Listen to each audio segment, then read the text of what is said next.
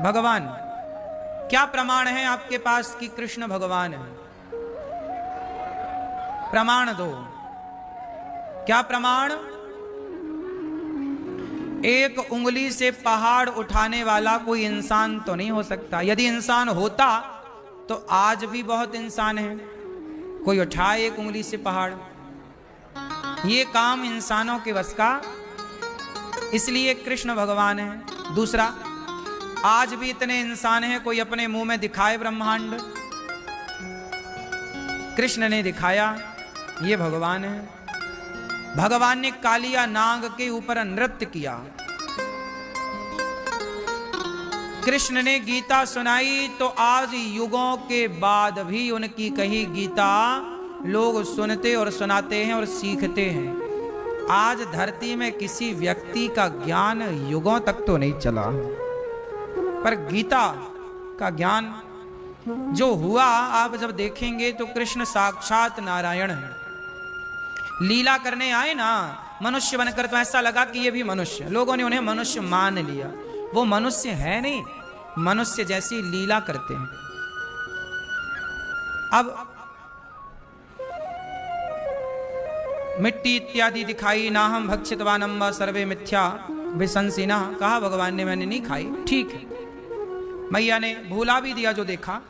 राजा परीक्षित जी ने कहा गुरुदेव ऐसा कौन सा पुण्य हुआ मां यशोदा से कि कृष्ण इनके बेटे बनकर दूध पी रहे हैं और इनके हाथ से खा रहे हैं। तब कहा कि यशोदा मैया देखो, बिना पुण्य के कुछ नहीं मिलता। मैया बिना पुण्य के, जो लोग कहते हैं ना हम गरीब हैं वो अमीर हैं, तुम किसी को देखकर जला ना करो, नफरत ना किया करो, क्योंकि कोई गरीब है कोई अमीर है तो ना आप अमीर हो ना आप गरीब हो, आपके कर्मों का फल जो किया था वही आपको अमीरी और गरीबी के रूप में मिलता है। दूसरों का दोस्त नहीं है। कोई अमीर क्यों है, कोई गरीब क्यों है, सब एक से क्यों नहीं है? कोई सुखी क्यों है, कोई दुखी क्यों है? क्योंकि सबके पास्ट में, सबके पीछे उनका कर्म है। क्या है? जोर से। जैसा कर्म वैसा यहाँ की व्यवस्थाएं। आप बहुत सुखी हैं, आपके घर में काम वाली बाई है, काम कर रही है। एक बाई है काम वाली जो अपने घर भी भोजन बनाती है और तुम्हारे घर भी भोजन बनाती है, अपने घर के बर्तन भी धुलती और तुम्हारे घर के भी धुलती, क्योंकि उसकी मजबूरी है। और एक तुम हो कि तुम अपने घर का भी काम नहीं कर पाती हो, फिर भी तुम मौज में हो, क्योंकि ये तुम्हारा पिछले जन्म का कोई पुण्य था जो आज तुम्हें आराम दिला रहा है। तुम ये ना सोचो कि तुम बहुत बड़ी आदमी हो, पैसे वाले हो, नहीं। ये तुम्हारे को पैसा मिला क्यों? क्योंकि कोई पुण्य का फल है ये। जब तक पुण्य फलीभूत है तो पैसा है, पुण्य नष्ट होगा तो तुम्हें फिर खुद के बर्तन धुलने पड़ेंगे। जिनके घर में 4-4 नौकर थे, आज उनके घर में कोई नहीं है झाड़ू लगाने वाला, खुद को लगाना पड़ रहा है। ऐसे दिन आते हैं कि नहीं लोगों के जीवन में? कल अच्छा था, झाड़ू लगाने वाले थे, नौकर चाकर थे, आज देखा साल 2 साल बाद कुछ स्थितियां परिस्थितियां ऐसी हुई कि आज कोई नहीं है करने वाला, खुद झाड़ू लगा रही हैं, खुद जो कल तक तुम्हारे पांव दबाने वाले थे आज कोई नहीं है। तो समय सदा कहां रहता है? वो तो पुण्य है तो पैसा आता है। लक्ष्मी मां की एक डायरी है। लक्ष्मी मां की क्या है? एक डायरी। लक्ष्मी मां डायरी में देखकर चलती हैं कि भाई आगे किसके घर जाना है, पुण्यात्मा है तो चलो।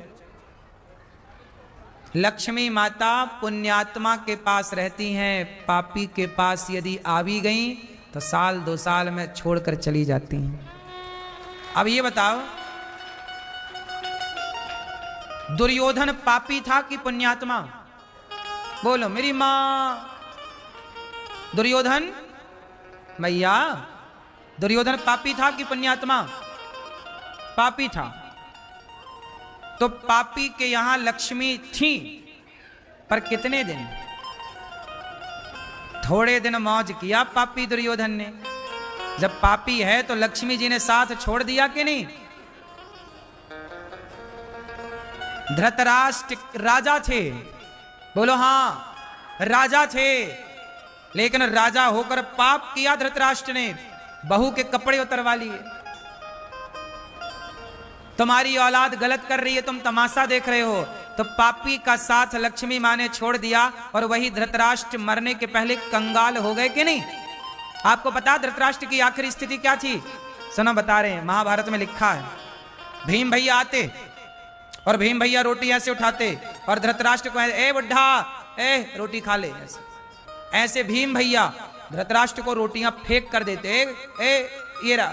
फिर धृतराष्ट्र आते, कहां रोटी? अंधे थे ना, कहां रोटी? और ये पड़ी उठा के।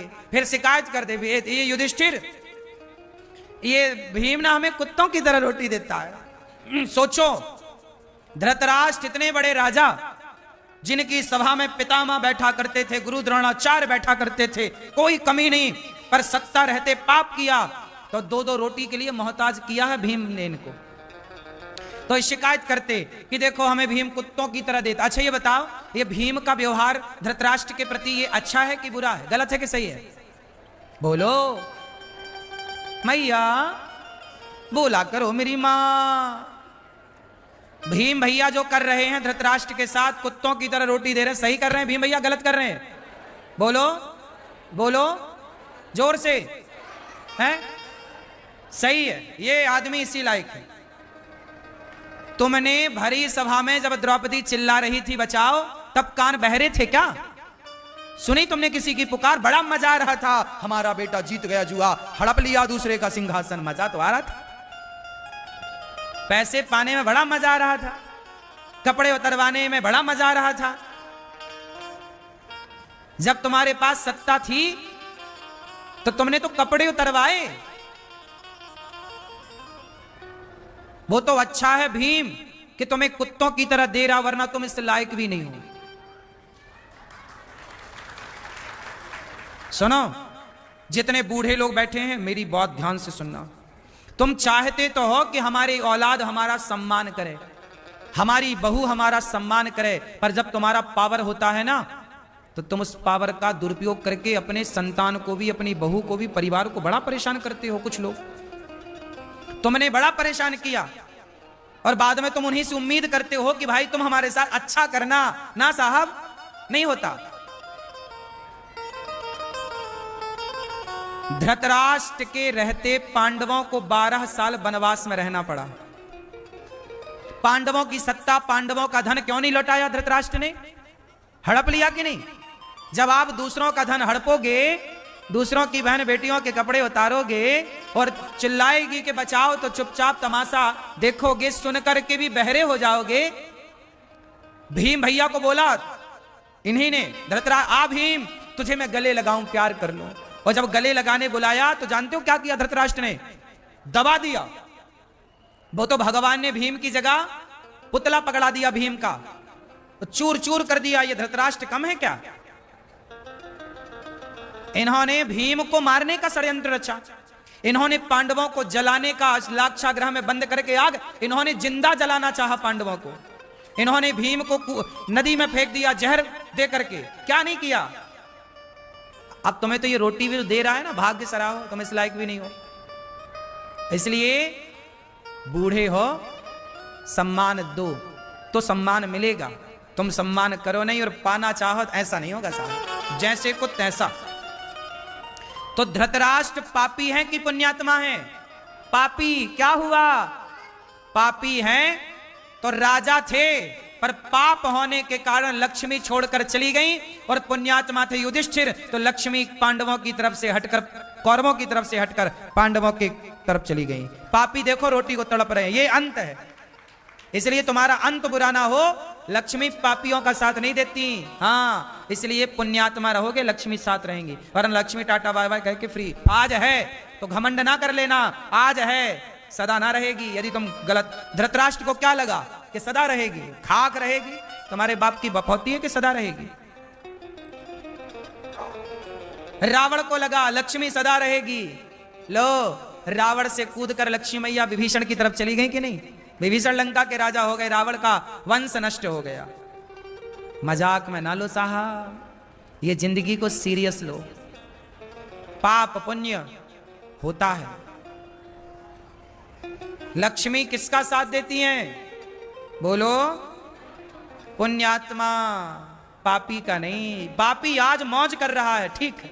कई बार आप कहते हो गुरुजी हमारा पड़ोसी बड़ा पापी है, गलत काम कर रहा, बेईमान है, पर बड़ा मौज में। हाँ देख लेना, उसकी मौज मस्ती कुछ वर्षों की है। जब तक पुण्यों का उदय है तो तुम्हारे पाप दबते चले जाएंगे, और जब पुण्य खत्म, जब पाप प्रकट होंगे तो रातों रात आदमी का दिवालिया हो जाता है।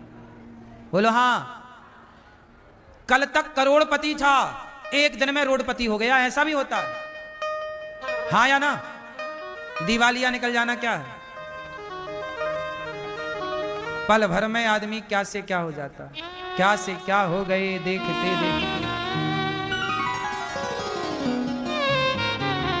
इसलिए कहता हूं कि पैसा मिला है, पावर मिला है, तो ज्यादा घमंड ना करो। पैसे का, पावर का ज्यादा अभिमान ना दिखाओ। पैसा आए, पावर आए तो उसे संभालो, घमंड में ना जियो। घमंड रावण का ना रहा, कंस का ना रहा, दुर्योधन का ना रहा, धृतराष्ट्र का ना रहा।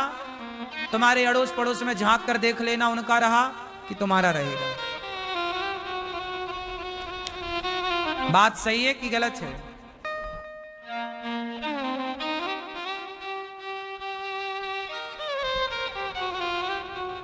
आइए, आज हमारे बीच में भैया श्री सुधीर व्यास जी आए हैं।